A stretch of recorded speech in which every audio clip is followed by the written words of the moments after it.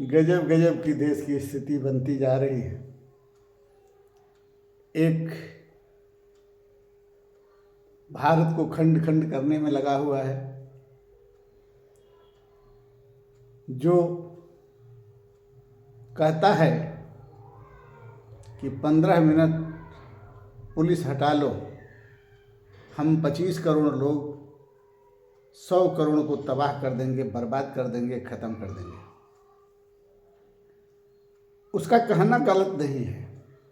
जिस तरह से जाति के नाम पर देश में जहर बोया जा रहा है, ये एक दिन तूफान तो जरूर लाएगा। और तूफान भी ऐसा वैसा नहीं होगा। तूफान भी ऐसा होगा जो सबको ले डूबेगा। जैसे प्रलय आता है ना, कोई नहीं बचता है, उसी तरह यह आग एक दिन ऐसा आग लगाएगी कि शायद कोई न बचे। हम नहीं कह रहे हैं, जो चल रहा है, जो चलाया जा रहा है, उससे साबित होता है। नहीं तो किसी की क्या औकात क्यों कह दे कि 15 मिनट के लिए पुलिस हटा लो, हम 100 करोड़ को तबाह कर देंगे। तो हम कहना चाहेंगे कि किसी के नाम लेने से कोई तो फायदा है नहीं। समाज समझदार है, भारत समझदार है, और भारत अपने बल पर सरकार बनाता है और बिगाड़ता है। लेकिन हम समाज से ये पूछना चाहते हैं कि जहर बोया किसने,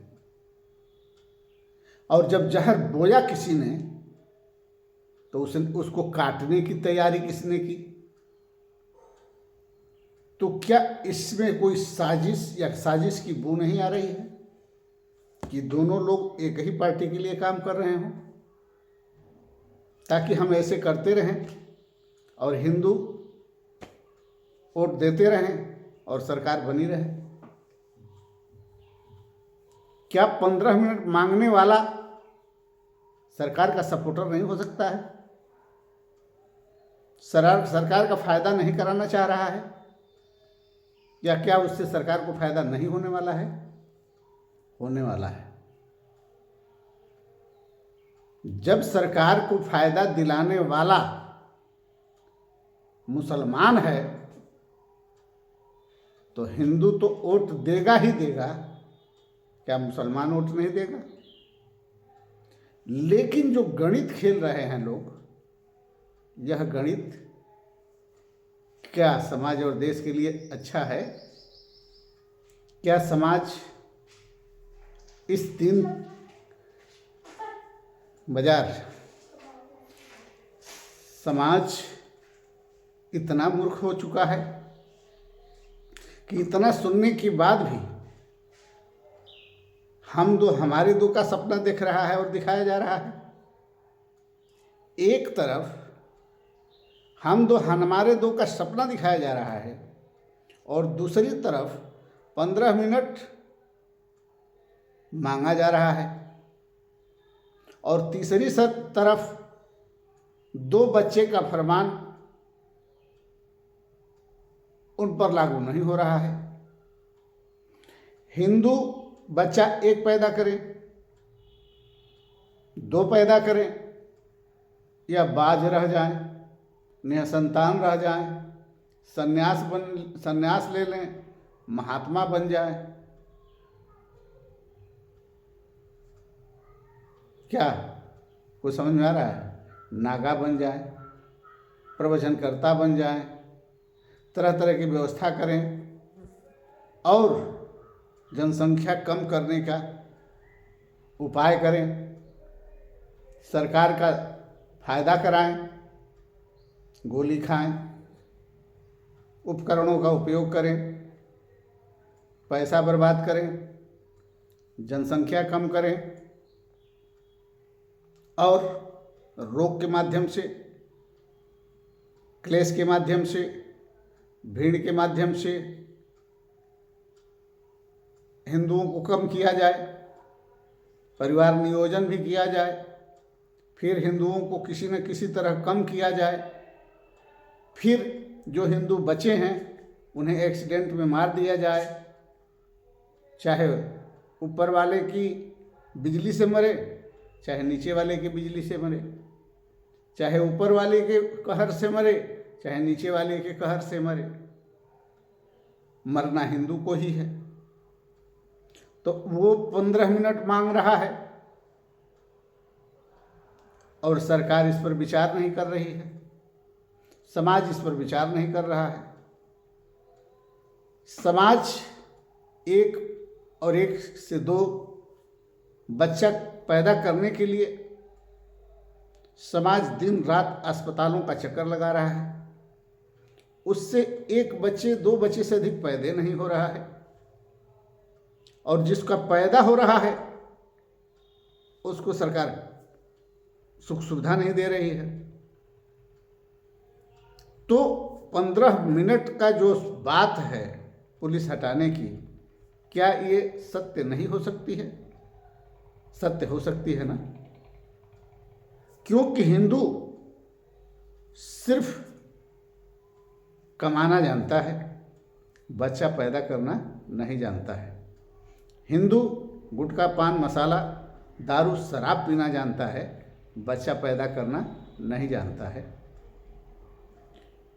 हिंदू सिर्फ सोना जानता है, काम करना नहीं जानता है। हिंदू सिर्फ रोना जानता है, काम करना नहीं जानता है। आज जिस तरह से हिंदुओं की जनसंख्या कम हो रही है, क्या इसमें कहीं न कहीं सरकार दोषी नहीं है? समाज तो दोषी है, सब लोग दोषी हैं, लेकिन सरकार भी दोषी है। परिवार नियोजन की बात आयरन लेडीज माननीय इंदिरा गांधी जी ने भी की थी, अन्य और प्रधानमंत्रियों ने किया था, लेकिन उसके एवज में समाज के लोग क्या दिए? सजा। लेकिन हमारे धर्म में बच्चा पैदा कराना जुर्म है। समाज की बात को सुनने के बाद ऐसा लगता है, सरकार की बातों से ऐसा लगता है कि हिंदू के धर्म में बच्चा पैदा करना अधर्म है। कम से कम बच्चा पैदा करे, अगर बच्चा रुक भी जाए तो उसे नुकसान करा दिया जाए। लेकिन अन्य धर्मों में ये बताया गया है कि बच्चा पैदा करना धर्म की बात है, और बच्चा अगर पेट में पड़ जाए तो उसे खराब न करें, उसको आने दे। वो भगवान या अल्लाह की अमानत है, उसे नुकसान करने की कोई ज़रूरत नहीं है। जो जितना आ जाए, अधिक से अधिक आ जाए तो भी कम है। हमने देखा है कि एक एक लोगों को 25-25 बच्चे हैं, 20-20 बच्चे हैं, कुछ नुकसान हुए, कुछ बचे, 5, 7, 10, 12 ऐसे ऐसे बच्चे हैं। लेकिन हिंदुओं के धर्म में लिखा है कि हिंदू राष्ट्र बना लो, मुस्लिमों को भगा दो, मतलब सरकार के अनुसार या समाज के अनुसार, लेकिन बच्चा पैदा मत करो। बच्चा पैदा करना पाप है। 2 से अधिक बच्चा पैदा कर भी दोगे तो सरकारी सुविधा नहीं मिलेगी, तुम्हें बर्बाद कर दिया जाएगा, तबाह कर दिया जाएगा। ऐसे भी अरे 2 बच्चा पैदा करो, चाहे 10 बच्चा पैदा करो। शिक्षा, चिकित्सा, न्याय इतनी महंगी हो चुकी है कि बच्चे तो ऐसे ही घुट घुट के मर जाएंगे। बच्चे मरे या जिंदा रहे, अरे तुम तो पैदा करो। सिर्फ हिंदू मुस्लिम करने से, मंदिर मस्जिद करने से हिंदू राष्ट्र नहीं बनेगा और हिंदू सुरक्षित नहीं होंगे। पहले आपको शिक्षा ग्रहण करना होगा, अधिक से अधिक बच्चा पैदा करना होगा और अधिक से अधिक कमाने का प्रयास करना होगा और अपने घरों में बच्चों को लाठी डंडा चलाने का, जूडो कराटे सिखाने का प्रयास करना होगा। योगा, व्यायाम, कसरत, अखाड़े में लड़ना, उल्हा फानना, कबड्डी चीका खेलना, बनरी छानना, ये सब बताना पड़ेगा, जो हिंदुओं की यहाँ से ख़त्म होता जा रहा है। आज समाज में कोढ़पन ऐसे घर करता जा रहा है कि बच्चे कोढ़ी की तरह 10-11 बजे तक सोते हैं, 12-1-2 बजे खाते हैं, फिर रात में 12-1 बजे, 2 बजे, 3 बजे तक जगते हैं, फिर सुबह 10-11-12 बजे तक सोते हैं। आप लोग खुद बताइए, वो हिंदू क्या कर सकता है जो हिंदू अपने स्वास्थ्य की रक्षा नहीं कर सकता, जो हिंदू अपने नींद पर काबू नहीं पा सकता, जो हिंदू अपने शरीर को मजबूत नहीं बना सकता, जो हिंदू शिक्षा ग्रहण नहीं कर सकता, जो हिंदू समाज और देश के हित के विषय में नहीं सोच सकता, वो हिंदू क्या कर सकता है? हिंदू तो सोया रहेगा। और हिंदू या मुसलमान या सिख या ईसाई, कोई भी जो आपका दुश्मन होगा आएगा, काट कर चला जाएगा, आपको पता भी नहीं चलेगा। आप सोए के सोए भी रह जाएंगे, आपको पता ही नहीं चलेगा कौन आया, कौन काटा, कौन चला, काट के चला गया। पहले जागना सीखो, पढ़ना सीखो, शरीर को मजबूत बनाना सीखो, अधिक से अधिक बच्चा पैदा करना सीखो, अधिक से अधिक कमाना सीखो, तब तुम सुरक्षित रह सकते हो और हिंदू राष्ट्र बना सकते हो। लेकिन अगर 10-12-1 बजे तक सो रहे हो, शिक्षा ग्रहण नहीं कर रहे हो, शरीर मजबूत नहीं कर रहे हो और बच्चे कम पैदा कर रहे हो, तो आप हिंदू राष्ट्र का सपना छोड़ दीजिए। क्योंकि अगर ऐसे ही चलता रहा तो जो भारत एक हिंदू राष्ट्र है, ये भी आपके हाथ से निकल जाएगा। सिर्फ सरकार इसकी जिम्मेदारी नहीं ली है, समाज को भी इसकी जिम्मेदारी लेना चाहिए। और सरकार अगर जिम्मेदारी ली है तो समाज को भी जिम्मेदारी लेनी चाहिए। ये भी हम नहीं कह रहे हैं कि हिंदू मुस्लिम के नाम पर आपस में लड़िए। हम ये कह रहे हैं कि हिंदू मुस्लिम सिख ईसाई सब है भाई भाई, सबने एक ही की औलाद है।